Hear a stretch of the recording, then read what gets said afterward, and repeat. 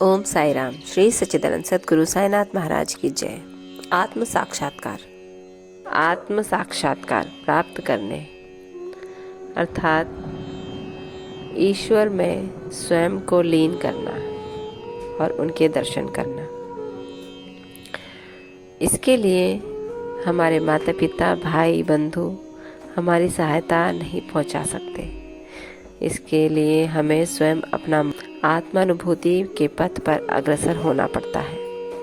नित्य और अनित्य में विवेक, इहलौकिक तथा पारलौकिक सुखों का त्याग, इंद्रिय निग्रह और केवल मोक्ष की धारणा करते हुए अग्रसर होना पड़ता है। दूसरों पर निर्भर रहने के बदले हमें आत्मविश्वास बढ़ाना उचित है। जब हम इस प्रकार विवेक बुद्धि से कार्य करने का अभ्यास करेंगे तो हमें अनुभव होगा कि यह संसार नाशवान और मिथ्या है।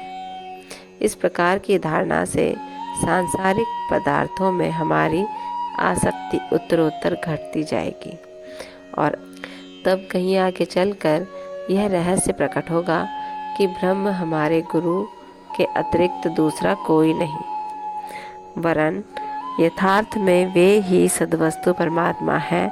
और यह रहस्योद्घाटन होता है कि यह दृश्यमान जगत उनका ही प्रतिबिंब है।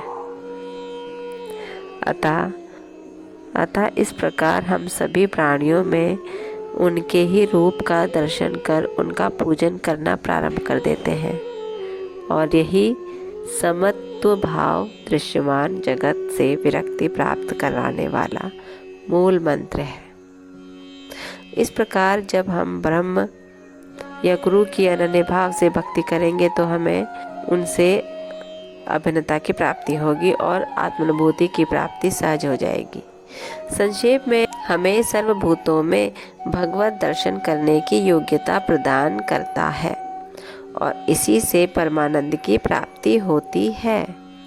अर्थात हम अपने आसपास की आसक्तियों तथा अपने आराम की चीज़ों को जितना लेते हैं अपने पास, जितना अपने मनोरंजन की चीज़ों को अपने आसपास देखते हैं, उसमें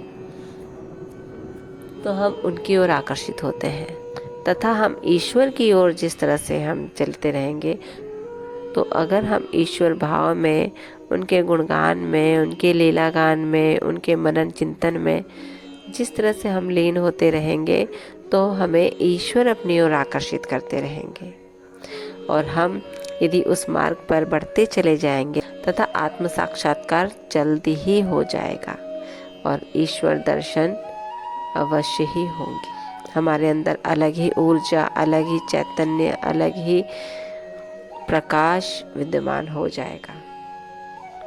इसी के साथ ओम साई राम। बाबा आप सब पर कृपा रखें, आपको आशीर्वाद दें और कष्टों से दूर रखें। ओम साई राम।